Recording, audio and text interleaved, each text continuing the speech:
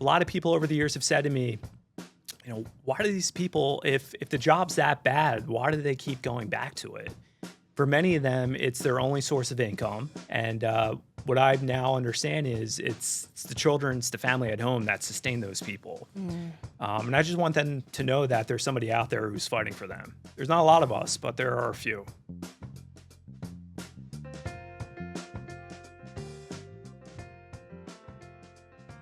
Welcome to Law Meets Life, presented by Pond Lehocky, where conversations go beyond the courtroom and into the people, experiences, and moments that define who we are. I'm your host, Katie Frey, and today's guest is Pond Lehocky attorney Jeremy Abay. Jeremy, thank you so much for being here today. Thanks for having me. Absolutely. Now, we just spoke briefly about how excited I am to have you here today, because when I joined the firm 6 months ago, someone told me about the work that you do and the fact that you are a pioneer in your field. And I thought that was incredible. And I could not wait to have you as a guest on the podcast. So very excited for this conversation. Thank you. Before we get into Uber, Lyft, and the gig economy, I want people to understand who you are. Where did you grow up? And what was little Jeremy like before ever becoming a lawyer? Yeah, so I grew up in New Jersey. What I was like as a kid depends on who you ask. I recall being a quiet kid. Had some very influential people in my life, my parents, my grandparents. My father is a Cuban immigrant, my grandfather as well. They came here shortly after Castro. Kind of grew up in that immigrant family with that kind of mentality of working hard and being quiet, getting your work done, excelling in school, etc. So a story that I think people are familiar with now. I had no lawyers in my family. Really? Yeah, no lawyers. Wasn't even sure if I wanted to be a lawyer. I kind of fell into it.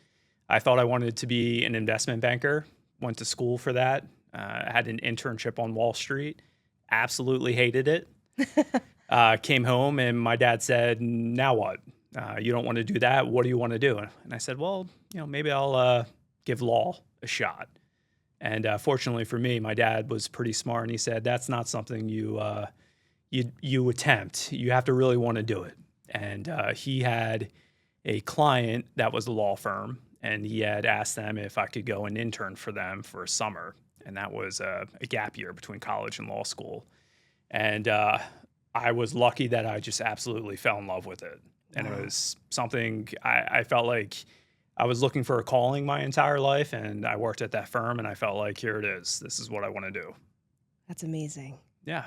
And the immigrant story that now transitions into an area of law that I feel like impacts so many immigrants. Can you tell me about that? Did you know that this was what you wanted to do? Or is this something that, what's the story there? How did you get into this specific area of law? Yeah, I knew I wanted to be working for the David in the David versus Goliath. The immigrant workers that I now represent a lot of is sort of a byproduct of being in the gig economy. Most gig workers are immigrant workers. And I hear the same story that I heard from my grandfather, which was you come to this country, you work hard, you keep your head down, and good things will happen. Opportunities will come your way. And pretty early on in my work in the gig economy, I learned that's not true, that people were being sold a false bill of goods. And that really resonated with me, and I've stuck with it now for over 10 years. And still trying to fix the problem with the gig economy that I'm sure we're going to talk about later. Yeah, absolutely. And before practicing law, you worked at places like Johnson & Johnson and Barclays. What did working inside large corporations teach you? And was there a moment when you realized you wanted to be on the side of representing workers? Yeah, so what did I learn working for companies? Well, there's a general lack of humanity, certainly on Wall Street. I can't talk too much about it, but I worked in what was called the back of the house. So where people were treated as metrics and workers were evaluated based solely off of performance, which, I understand companies have to make money, but I did see some ugly things on the backside. That sort of left a bad taste in my mouth. And it was after that internship in which I said, this is not for me.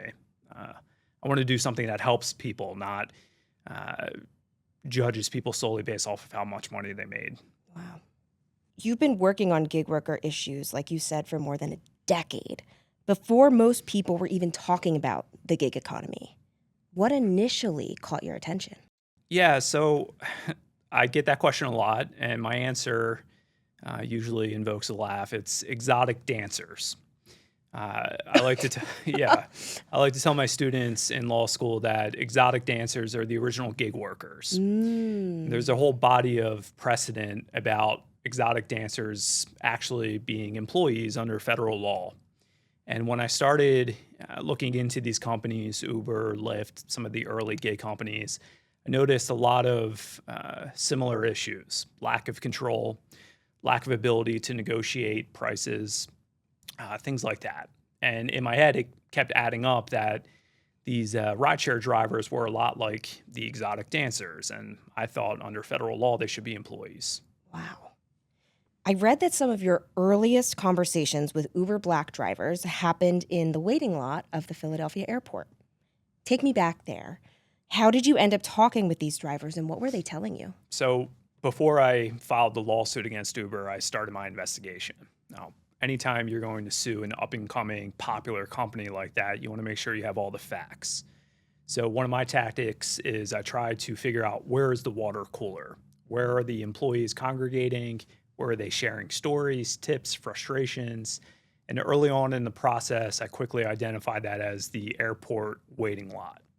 So this is where the drivers would sit in what Uber called the airport queue, waiting for fares. And there were often dozens, sometimes hundreds of them in this particular parking lot. And after they got to know me a little bit, they were always very willing to share their stories and particularly their frustrations with the app. That is wild to me. So that's like investigative journalism on another level. I went to school for journalism, so hearing that, I'm like, that's exactly where my mind would have gone. Find the water cooler. Was there one conversation or one driver's story that you thought something is not right here? Or was it a collection of stories where you realized that common thread needed to be resolved? A bit of both. First, it was, what did I see in these airport waiting lots? And I saw some things that you only read about in legal textbooks about how dire the working conditions were. Oh, wow. Drivers urinating in bottles. And I would build up a little bit of courage and go over to the driver and say, why are you doing that? Why, there's a Wawa 5 minutes down the road, or the Chick-fil-A. And the person would say, I can't leave this parking lot. There's a geofence around it. If I leave the lot, I exit the airport queue. And if I exit the airport queue, I'm going to have to wait another hour, 2 hours to get a fare. So just sort of those little anecdotes that I picked up on. I also remember one specific driver who was a recent immigrant. He was a cab driver. Many of the early Uber drivers were originally taxi cab drivers. Uber had convinced cab drivers to drive for its platform. And some of that was based on, look, you're going to get a fancy black car. It's going to be more luxurious. You'll wear a suit. You'll be traveling farther. And, if you're new to this country, that sounds pretty great. But those drivers had no credit. They had no savings, very little income. And I asked, how was it that you were able to afford this brand new GMC Yukon? He said, well, I asked that same question to Uber. How do you expect me to buy an Escalade or a Yukon? And Uber said, it's no problem. Go to this specific dealer in the city. You'll deal with our preferred financing partner. We'll get you a car. And your finance payments will come right out of your Uber pay. Now, as it turns out, I got a copy of that loan agreement, and they were charging this particular individual 30%. I actually think it was more than that. Your average finance loan for a car, I think, is about 13%. Not quite sure, but this was like gosh. triple that. And then it's the other thing the person said that struck me was the finance payments come right out of my Uber pay. So I said, well, what happens if you don't work for Uber? He said, well, I go into debt. So, wait, you mean you go into debt with the finance company? No, I go into debt with Uber. My account goes in the red. And it clicked that for many of these drivers, the only way to stay in the black, because they're never really profiting, was to just work as much as humanly possible. Oh my goodness. Now, this driver called me a week later and told me another story. He had gotten his dream fare from Philadelphia International to Boston. So 5-hour fare. And that's the kind of fare that can make a driver's entire week, pay off the weekly bills. So he takes the ferry, picks up the customer, and he heads up to Boston. 5 hours later, he arrives in Boston, and he's refreshing the app, waiting to see what his portion of the fare is going to be, what his pay is. Refreshing, nothing's coming up.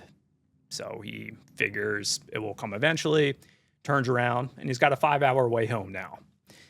Stops for gas, refreshing, still nothing. Gets home, refreshing, still nothing.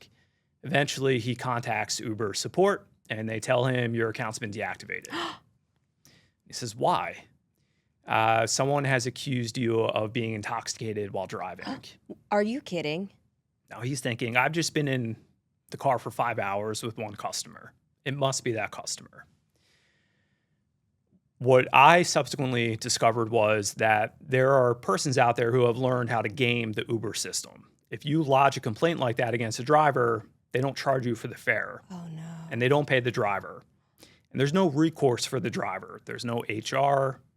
There's no collective bargaining rights. There's no dispute process. You're deactivated. You're done. And You're that kidding me. that driver lost everything in one fare. And I think within a year, that driver was bankrupt. Oh my God. Yeah. And I remember that driver saying to me that Uber sold him the American dream. And like I said before, it was a false bill of goods. It was turned into a nightmare for him. I can't even imagine. And Yeah. these are the stories that you hear every single day. Every day. And it frankly, it gets worse because that's one person's story, but that's one of many. And those drivers, I just read the other day, Uber drivers, Lyft drivers, Instacart, they are now the top recipient of food stamps. And they're the third highest enrollment in Medicaid, which is for low-income persons. So what I am hoping people now realize is whether or not you even use these apps, we're all subsidizing these companies. Yeah. Right? We're subsidizing when taxes come out of your paycheck. Some of that's going to pay for these drivers who end up on welfare. So there is a greater cost here that I don't think the general public understands. 100%. Jeremy, how do you personally hold all of those stories and still wake up every single day? And I say that in the most loving way possible because that's a heavy, heavy, heavy weight. Yeah. How do you keep carrying that and turn it into fuel? Because you haven't stopped fighting for over a decade. Yeah. Look, there's two Jeremys. There's Jeremy at work at the law firm who's grinding for the clients every day and carrying that weight on his shoulders. And by no stretch of the imagination is it any more weight than each individual gig worker is carrying. But then there's also Jeremy when I get home, the dad, the husband, and I try to leave that baggage at the door as much as possible. Yeah. And you have a 4-year-old, is that correct? I do, yeah. Yeah. What have you learned from being a dad that has changed who Jeremy is in both situations? The stakes are higher when you're a parent. And I'm not talking about my individual situation, but I'm talking about all the rideshare drivers that are out there, the individuals who are working 12-hour shifts or 18 hours a day. And I now realize, why did they do it? Why do they keep going back? And if they have families and children, that's why. A lot of people over the years have said to me, why do these people, if the job's that bad, why do they keep going back to it? For many of them, it's their only source of income. And like I said before, there's this debt trap where the only way out of it is by just working more and more hours. And what I now understand is it's the children, it's the family at home that sustain those people. And I just want them to know that there's somebody out there who's fighting for them. There's not a lot of us, but there are a few. Wow. Now, for someone who doesn't practice employment law, why does it matter whether someone is classified as an employee or an independent contractor? And what can a worker potentially lose because of that distinction? All of the workplace rights that we enjoy at Pond Lehocky disappear with that one label of independent contractor. So things that you may not even know you're entitled to, like workers' compensation, unemployment benefits, Social Security disability, health insurance, all of those things disappear if a company labels you as an independent contractor. Regardless of whether or not it's true, they simply disappear. Regardless of whether or not that's true, what by definition would make it true that you are employed by that company? So it depends if you're asking about federal law or state law. Because currently we have a patchwork of laws in this country as to whether or not someone is an employee or independent contractor. And frankly, it is a mess. Wow. Let me give you an example. In Pennsylvania, there was a case called Lohman that involved an Uber driver. And the Pennsylvania Supreme Court said, for purposes of unemployment, you are an employee. You're entitled to unemployment benefits. But currently, it's unclear if that same driver is entitled to minimum wages. Wow. Yeah, so think about that for a second. Oh, gosh. You may not be entitled to wages while you are actually working as an Uber driver, but once the work disappears, you might be entitled to unemployment. Now, it just makes absolutely no sense. Truly. And I am waiting and hoping that somebody in Harrisburg wakes up and tries to fix this problem. This is so frustrating. And as someone who very clearly does not practice law, but works with you and hears these stories, is there anything that we as the general public can do to move the needle here? Because once all of these facts are presented, there's no way some of these things should be legal. It's so confusing on a federal and state level, and the fact that it's a patchwork of laws that aren't keeping human beings in mind at the end of the day. Is there anything that the general public can do to help?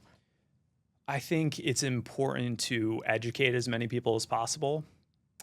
And I don't think people have a good understanding of how much this is costing the country. Like I said before, rideshare drivers now top the list of food stamp recipients. They're in the top 3 for Medicaid enrollment. So everyone in this country is subsidizing the gig economy. And not many people know that. The other issue is this. So employees pay into Social Security. And as our labor force shifts towards this gig model, this independent contractor model, there's less money going into the Social Security trust funds. Now, I think this is a ticking time bomb that no one is talking about. And I am concerned that when we turn 65, there's not actually going to be Social Security for us. And this is a big problem. Frankly, nobody's talking about it. Very, very scary. Definitely worth people's time. And as somebody who is learning alongside of our listeners about the weight of the work that you are doing, it's something that needs to be talked about, something that needs to be spotlighted, for sure. Technology makes this especially interesting to me because your boss might not be a person anymore. It might be an app or an algorithm. Does that make workers vulnerable in ways our laws haven't fully caught up to yet? Yeah, I think so. In part, one of the reasons why the laws haven't caught up is because of all these fancy terms like algorithm, these app-based workplaces. It's hard for our lawmakers, our judges to wrap their head around all of this. And what I try to do is I try to unpack the onion a little bit to show that this really isn't very different than a normal employee-employer relationship.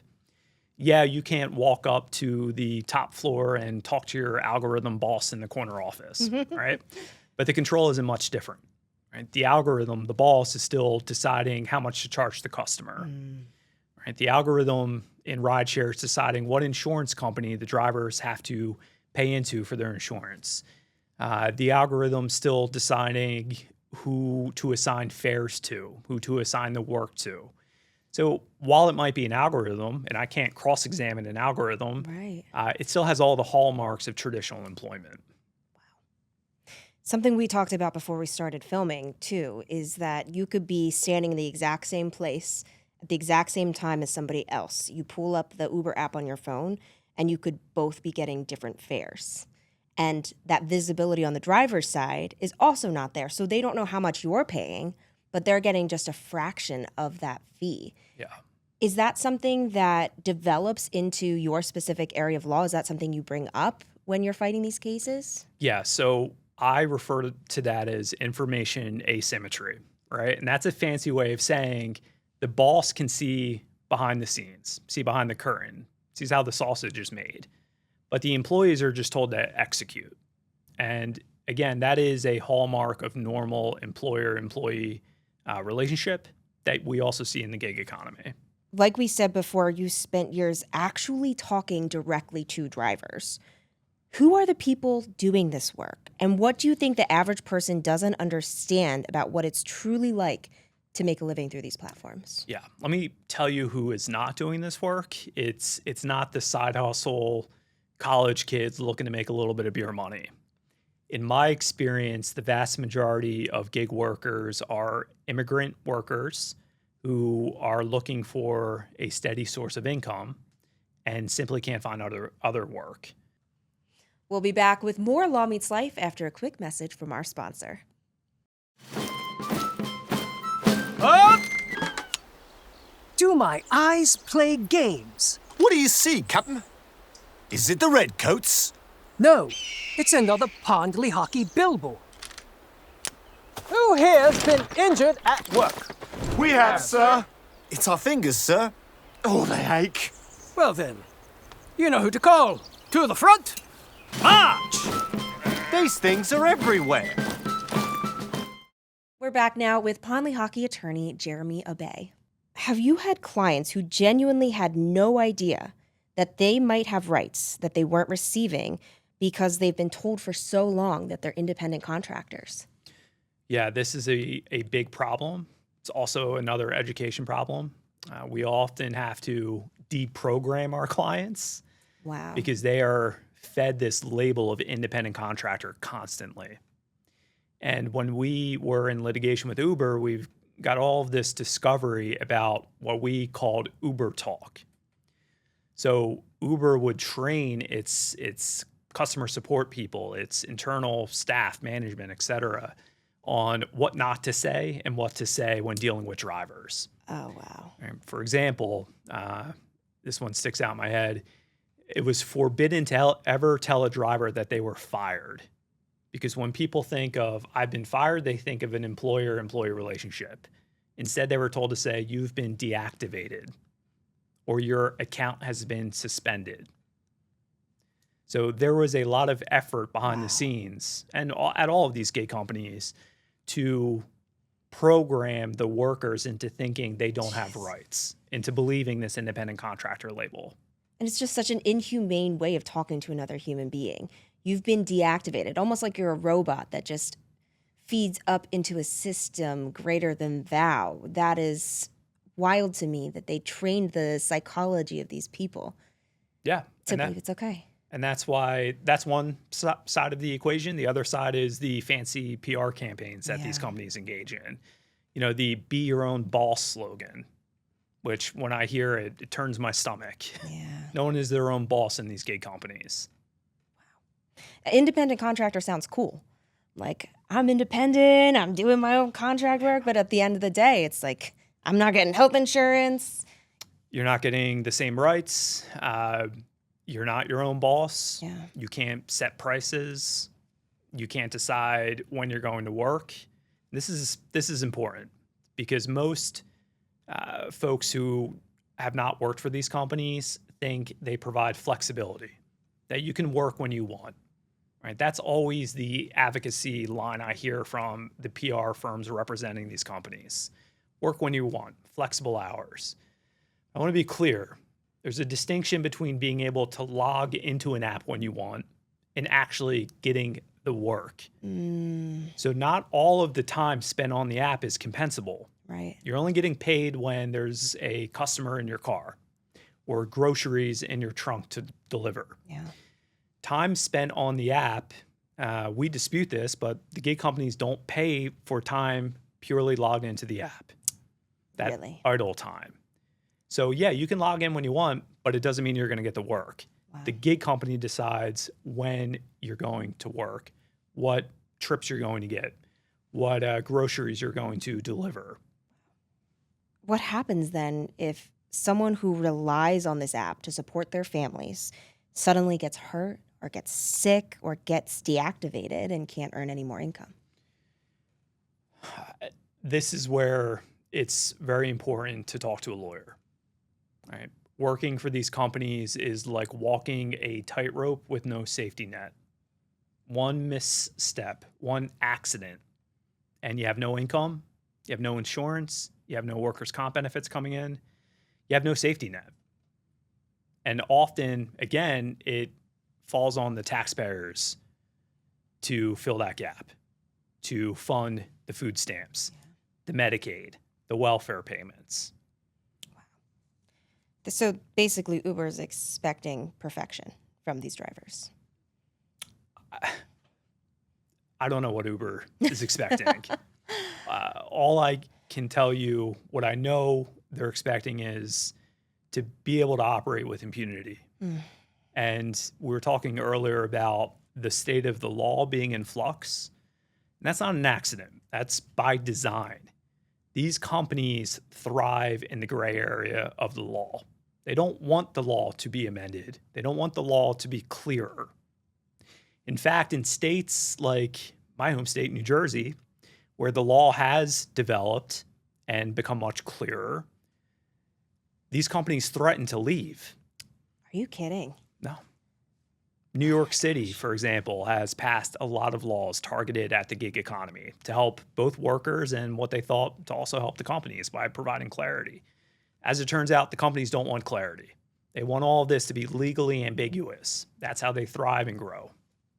Which state would you say has the most forward-thinking gig worker laws? Yeah. So for a long time, that was California. Okay. And then Uber put close to $1 billion into a lobbying effort that everyone calls Prop 22, which was supposed to be this grand bargain where drivers would stay independent contractors, but they would get minimum wage. And they would get some sort of appeals process for when they were deactivated. What I have come to learn is that while drivers have indeed remained independent contractors in California, the gig companies aren't living up to their half of the bargain. Drivers are still making less than the minimum wage, and they are still being deactivated without being afforded any hearing or appellate rights. How's that legal? It's not. It's not. The problem is every time someone in government stands up to these companies, their opponent in the next race is funded by Uber, Lyft, and all of these other companies. So lawmakers have lost the courage to stand up to these companies. Wow. This makes me want to go to California and run for something. I wish more people would. But honestly, the fight should start here in Pennsylvania. Yeah. Because again, we have a patchwork of laws that make absolutely no sense, and no one in Harrisburg is doing anything about it. Now, you had a case that ultimately became the first wage and hour case against a major gig economy platform to reach a federal jury. Did you understand at the time how significant what you were doing would become? Yeah, I would like to say no, but the truth is I did, and I have the gray hair to prove it. In part because at every turn, I would look to prior cases, past precedent, and there was just simply no playbook for this. But there's one thing I want people to understand as to why it was the first federal jury trial. And again, that's another thing by design.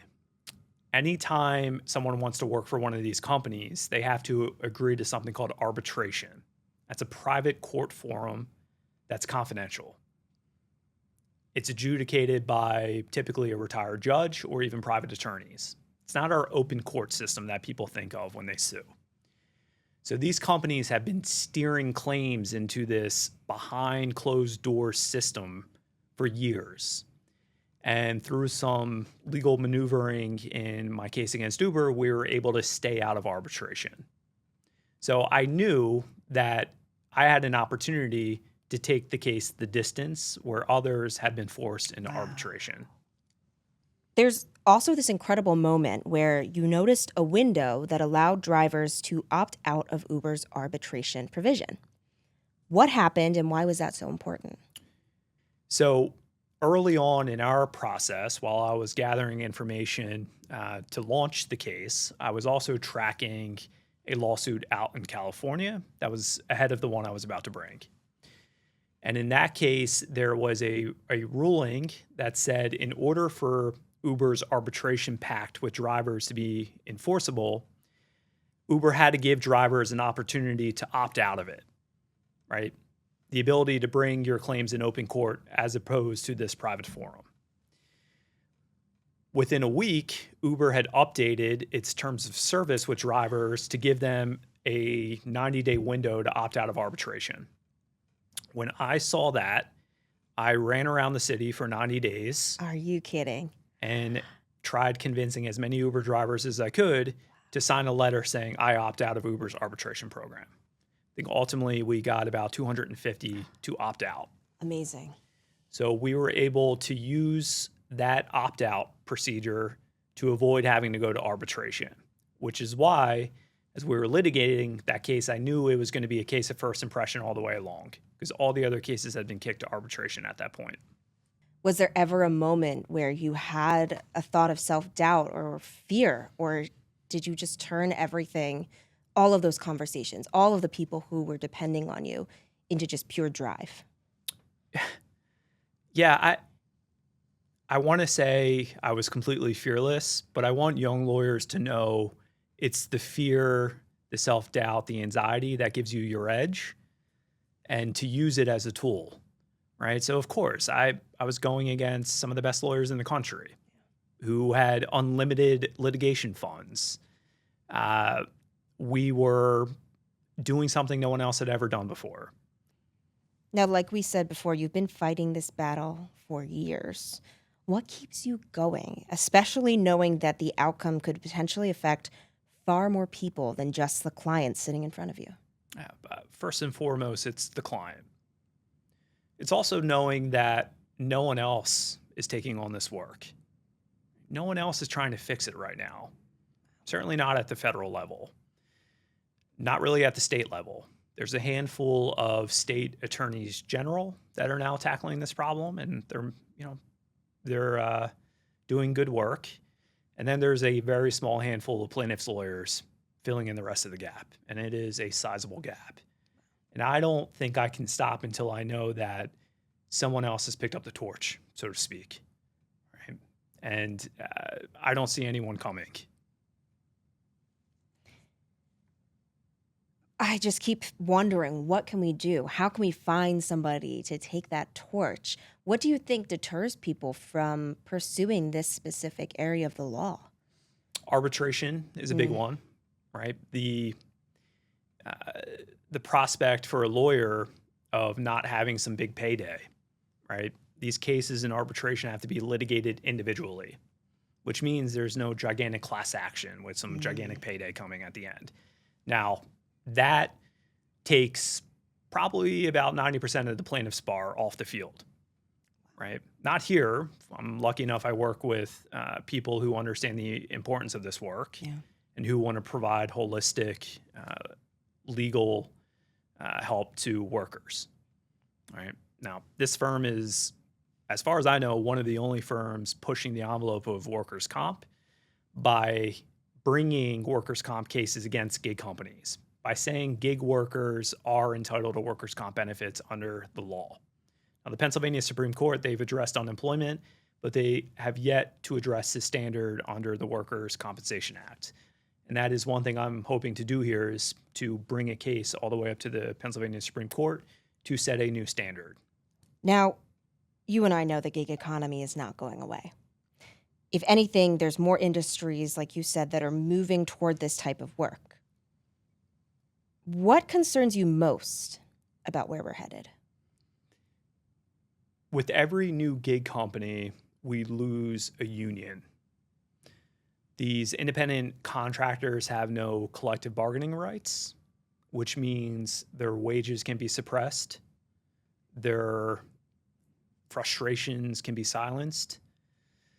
I am worried that there's not enough people paying attention to this issue, and it's creating this gigantic wealth gap in our country. And I'm worried our legislature is not keeping up with it.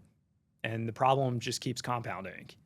Because if you let Uber go, Uber's competitors are going to start reclassifying everyone as independent contractors. Walmart now is classifying the Spark drivers as independent contractors because it can't keep up with Amazon.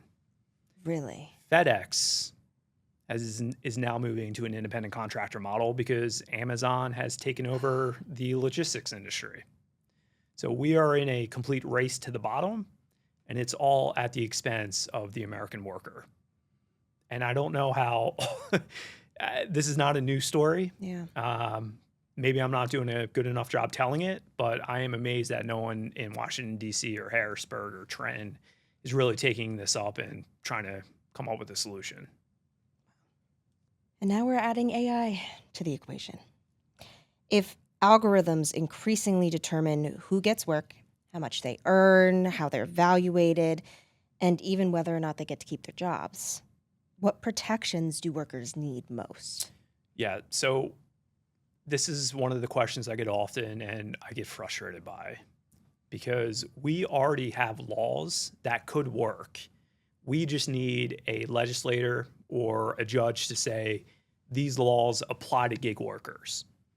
Right. So one thing we see now with AI is this dynamic wages, right? How much you're going to make off of a fare or delivery, changing from person to person, trip to trip. We have a solution for that. It's called the Minimum Wage Act.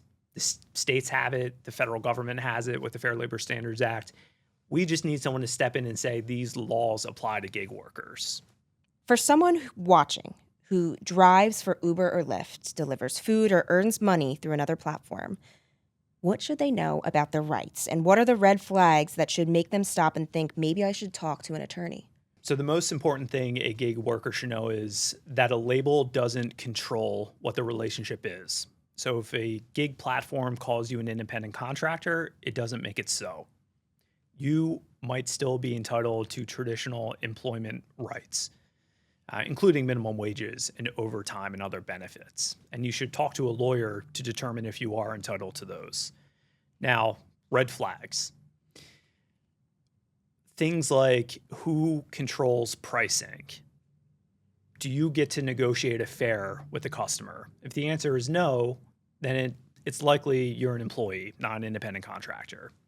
Do you get to choose what insurance you pay into, or does the platform decide? If the platform decides, is that really being your own boss? Right? If you are your own boss, shouldn't you be able to pick which insurance company you use? Right. What kind of car you can drive, right? If the platform says your car needs to be less than 5 years old, does that make you your own boss? So the traditional forms of control that you see in an employer and employee relationship are the red flags that these workers should be spotting. Yeah. Now, Jeremy, another interesting thing about you is that you also represent whistleblowers. Is there a common thread for you between the Uber driver who feels powerless against a massive platform and an employee who puts their career on the line to say, this is wrong? Yeah. In a word, courage, having the nerve to stand up to the Goliath. What I want people to know is they're not alone. There's tens of thousands, hundreds of thousands of workers in similar situations. And there are lawyers out there who are fighting for these workers. So just have the courage to step forward and talk to a lawyer. Your work consistently puts you across the table from very powerful companies. Do you like being the underdog? I love it. I I like punching up. My grandfather used to have a great expression of not spitting up, but I like punching up. You know, when I was in youth sports, I always wanted to play in the age group above my age group. Right, I always wanted that challenge. So early on, I realized I wanted, to spar with these big companies and the best lawyers that are out there. That's awesome. Now, you also teach employment law in the gig economy at Rutgers. You're essentially teaching an area of law that's changing in real time. What are your students asking about the future of work, and what do you hope that they take away from your class beyond knowing the law? Yeah, this is what excites me and gives me hope is this next generation of lawyers that are out there because they want to be a catalyst for change. I think back when I graduated from law school, some of us wanted that. A lot of us wanted to just have a nice paycheck. But the folks who are going to law school now really care about what's occurring. And they're going to law school to challenge the status quo. So what they often want to learn is how do we take on these big companies, right? What are the sorts of strategies, Jeremy, you employed in your cases that we can borrow and adapt for other kinds of work? But yeah, it's this new generation of lawyer that keeps the fight in me going. That's awesome. Yeah. Do you ever learn anything from them that you can use then in real time? Yeah, what's sort of fascinating now is the gig economy has been it's been around for so long that I now have students who have operated in it. Oh, wow. So they're often learning about their own rights in the middle of the classroom. And that kind of real lived experience is invaluable when you're trying to teach something that seems theoretical. Your professional life involves some pretty high stakes. What gets you out of lawyer mode? So I want to know, what does a perfect Saturday look like when nobody is allowed to talk to you about Uber or employment law? Saturday, I'm usually in the office, so I'll go with what makes for a good Sunday. Look, I get limited time with my wife and my daughter and my family, and I try to make it count. I don't want to look back 50 years from now and think, gosh, my daughter grew up and I wasn't there. Because I didn't come from that kind of family. My dad was at every soccer game. My mom, too. We had family dinners. I want that same life for my daughter. And I think in today's world, we should be able to do both. There's a lot of great tools we use here at Pond Lehocky that make it possible. Our leadership's very cognizant that we all have families. And yeah, I feel lucky to be able to do both. What are some of the things that your daughter's interested in right now? Wow. She's at that 4-year-old point where everything interests her. Yeah. In fact, we came here a couple weekends ago because she wanted to see my big office. Oh, are you serious? Oh my Yeah. gosh, that's so cute. What'd she think? She was kind of awestruck. Yeah. She's seen my office in Haddonfield, which is a small suite. But she was taken aback by how big this place was in Philadelphia. I love that. She's starting to pick up on occupations and jobs, and she's very curious about all of that. Has she said what she wants to be yet at all? Other than a pony or no, not yet. I support her dream to become a pony. Fair enough. What's something people at Pond Lehocky would be surprised to learn about you? I play video games to decompress. What video games? Right now I am replaying Fallout 4 on Xbox. Yeah. So that's sort of how I go from work Jeremy to home Jeremy is I'll take an hour to decompress. Oh my gosh. What are you most proud of that has absolutely nothing to do with your career? Oh, that's an easy one. My daughter. Yeah. Yeah. What fills you with that sense of pride? Just her curiosity about the world and her sort of unconditional love for everyone and everything. So after all of the drivers, the whistleblowers, and workers you've represented, What has this work taught you about people? And has it changed your definition of fairness? It's taught me that people are resilient and that most people, when given the opportunity, will stand up in the face of injustice and they'll want to do something. When I talk to potential clients, it doesn't take much convincing for them to try to vindicate their rights, right? It's just letting them know that they have someone working on their behalf, that they're not in it alone. There's more Davids out there. There's plenty of Davids, and there's unfortunately a lot of Goliaths as well. Now, when someone finishes this episode, what's the one thing you hope that they understand about the person driving their Uber, delivering their food, or earning their living through an app? That they are just that. They're a person. And I think as a person, they're entitled to some basic human rights, right? The minimum wage is a legal right, but in my opinion, it's a human right as well. It's what separates us from, the past travesties of this country. We are now in a legal system, an ambiguous legal system that is moving us backwards, not forwards. So I want people to think about that when they get into an Uber or Lyft or have their groceries delivered.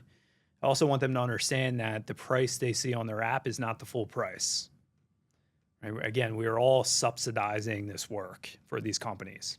I mean, Jeff Bezos, one of the richest men in the world, right? And we, the taxpayers, are subsidizing the Amazon labor force. Makes absolutely no sense. And I wish people in DC, Harrisburg, other state capitals were doing more about it. Now, lastly, Jeremy, the title of our podcast is Law Meets Life. So what does that title mean to you? I think it provides perspective for lawyers that our clients might be a small component of our lives, but their cases are probably the most important things occurring in their lives. And we always have to keep that perspective. So well said. Jeremy, thank you so much for being here today. Thank you. And thank you all so much for watching another episode of Law Meets Life. Until next time.